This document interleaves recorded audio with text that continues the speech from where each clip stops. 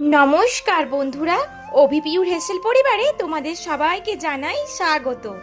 আজ আমি যে রেসিপিটা শেয়ার করব সেটি পুরোপুরি গ্রামীণ একটি রেসিপি। এখন তো ভীষণ গরম পড়ে গেছে, আর এই গরমে দেখবে আমাদের কিন্তু ভাত শাক ভাজা দিয়ে খেতে খুবই ভালো লাগে। আর এই তীব্র গরমে আমরা প্রায় কিন্তু পান্তা ভাত খেয়ে থাকি, তখন পান্তা ভাতের সাথে এইরকম শাক ভাজা দিয়ে খেতে কিন্তু দারুণ লাগে। আজকের রেসিপির নাম তিন মিশালি শাক ভাজা। শাক খাওয়া আমাদের শরীরের জন্য খুবই ভালো।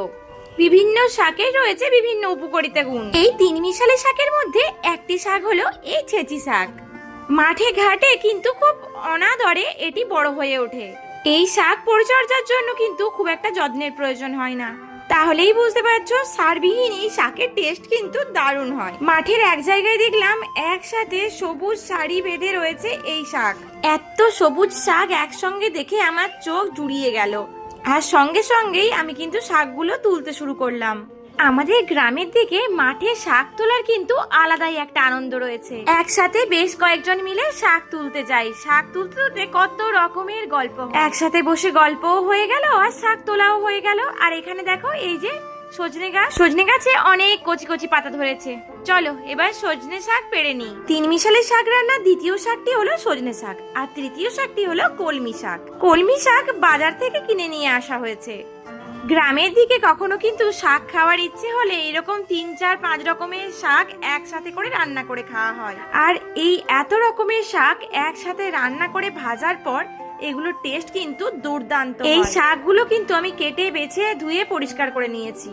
আর দেখো আমার বাড়িতে কিছুটা লাউ শাক ছিল, সেখান থেকে 2-3টে লাউ পাতা নিয়ে কিন্তু আমি এর মধ্যে দিয়ে দেব। তোমরা চাইলে দিতেও পারো, আবার নাও দিতে পারো। এর সাথে আমি নিয়েছি একটা গোটা পেঁয়াজ আর রসুন। এই ছেঁচি শাকের মাথার দিকে নরম অংশটাই কিন্তু আমি নিয়েছি, নিচের দিকে ডাটি মতো অংশটা কিন্তু নিইনি। এটা তো লাউ গাছের পাতা। আর এই হলো সজনে পাতা। দেখো সজনে পাতা শুধুমাত্র পাতাগুলো কিন্তু আমি নিয়েছি। আর কলমি শাকের শক্ত ডাটার মতো অংশটা আমি বাদ দিয়ে দিয়েছি কিছুটা। এবার চলো সব একসাথে কাটাকুটি করে নিই। কাটাকুটি করার জন্য সবার প্রথমে আমি এখানে নিয়েছি কলমি শাক। এগুলোকে কুচি কুচি করে কেটে নেব। শাক কাটতে কাটতে তোমাদের সঙ্গে একটু গল্প করি চলো। আজ একটি ছোট্ট বাচ্চা মেয়ের গল্প শোনাবো। চলো তাহলে শুরু করা যাক।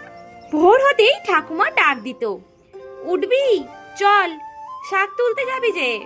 ঘুম জড়ানো চোখে ছোট্ট মেয়েটা উঠে পড়তো, হাতে একটা পুরনো ঝুড়ি। ঠাকুমার হাত ধরে দুজনে বেরিয়ে যেত মাঠের দিকে। আর পথে যেতে যেতে ঠাকুমা শিখিয়ে দিত কোনটা পুঁই শাক, কোনটা ডাঁটার শাক, কোনটা খাওয়া যায় আর কোনটা খাওয়া যায় না। মেয়েটা মন দিয়ে শুনতো, মাঝে মাঝে ভুল করতো, আর ঠাকুমা হেসে বলতো আস্তে আস্তে সব শিখে যাবি। ধীরে ধীরে ঝুড়ি ভরে উঠতো নানান শাকে, আর ভরে উঠতো ছোট্ট মেয়েটার মন। আর ঠাকুমা বাড়ি ফিরে সেই শাক দিয়ে বানিয়ে নিত শাক ভাজা। ঠাকুমা রান্না করতো আর উনুনের পাশে বসে মেয়েটা সেগুলো দেখতো। আজ আর ঠাকুমা নেই, কিন্তু সেই শাকের স্বাদে আজও যেন তার কথাগুলো ফিরে আসে। আজকের এই ছোট্ট গল্প তোমাদের কেমন লাগলো কমেন্টে কিন্তু জানিও। দেখো শাকগুলো প্রায় আমার কাটা হয়ে এসেছে, আর সব শাকগুলো কেটে নেওয়ার পর কিন্তু খুব ভালো করে আমি ধুয়ে নেব। তোমাদের তো আগেই দেখিয়েছি একটা কাচের বাটিতে আমি বেশ কিছু পরিমাণ জল নিয়েছি। ওই জলের মধ্যেই সমস্ত শাকগুলো কেটে নেওয়ার পর দিয়ে দিলাম। এরপর চলো পেঁয়াজের খোস ছাড়িয়ে পেঁয়াজটাও কেটে নেওয়া যাক। পেঁয়াজের খোসা ছাড়িয়ে নেওয়ার পর পেঁয়াজগুলো কিন্তু আমি কুচি কুচি করে কেটে নেব।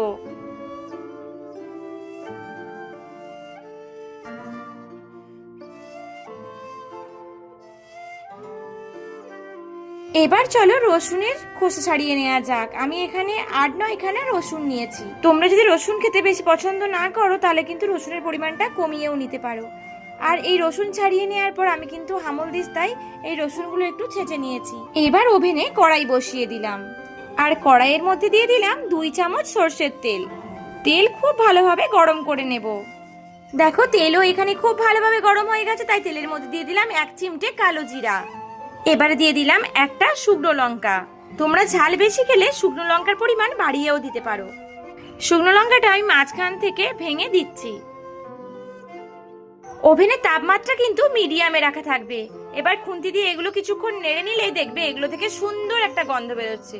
তখন কেটে রাখা পেঁয়াজের কুচিগুলো দিয়ে দেব। পেঁয়াজের কুচিগুলো হালকা করে ভেজে নেব, কিন্তু আমি একদম কড়া করে কিন্তু পেঁয়াজগুলো মোটেই ভাজবে না। ভাত খাওয়ার সময় শাক ভাজার সাথে পেঁয়াজগুলো মুখে পড়লে কিন্তু খেতে দারুণ লাগে। পেঁয়াজগুলো হালকা ভাজা হয়ে গেলেই আমি এর মধ্যে দিয়ে দিলাম হালকা ছেঁচে নেওয়া রসুনগুলো। আর রসুনগুলোও কিন্তু খুন্তি দিয়ে কিছুক্ষণ নেড়ে হালকা ভেজে নেব। সবকিছু হালকা করে ভাজা হয়ে গেলে দেখবে এগুলো থেকে দারুণ সুন্দর একটা গন্ধ বেরোচ্ছে। তখন ভালো করে ধুয়ে নেওয়া শাকগুলো এর মধ্যে দিয়ে দিতে হবে।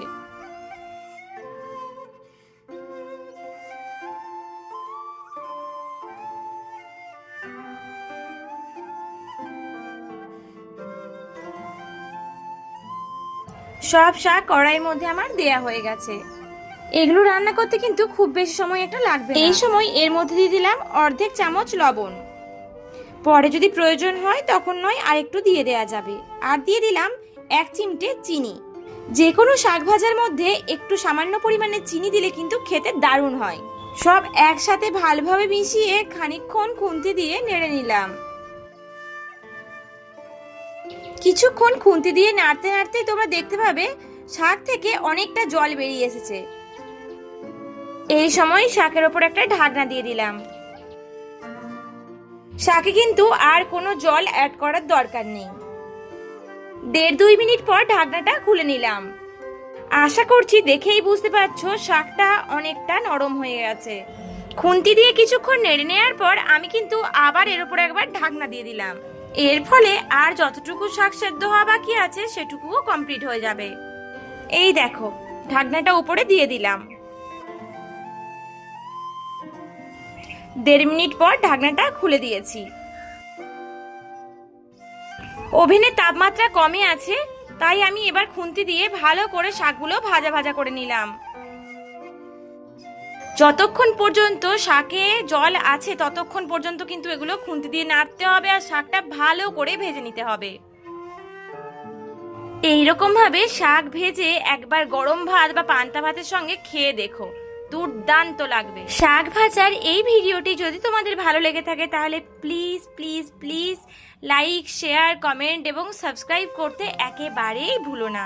আর সাবস্ক্রাইব করার পর বেল আইকনটি ক্লিক করে অল নোটিফিকেশন অন করে দিও, যাতে আমি ভিডিও দিলে আমার সমস্ত ভিডিওর নোটিফিকেশনগুলো সবার আগে তোমার কাছে পৌঁছে যায়। আজকের মতো ভিডিওটি তাহলে এখানেই শেষ করলাম। দেখা হবে পরের একটি খুব সুন্দর ভিডিওর সাথে। ততদিন সবাই খুব ভালো থেকো। টাটা।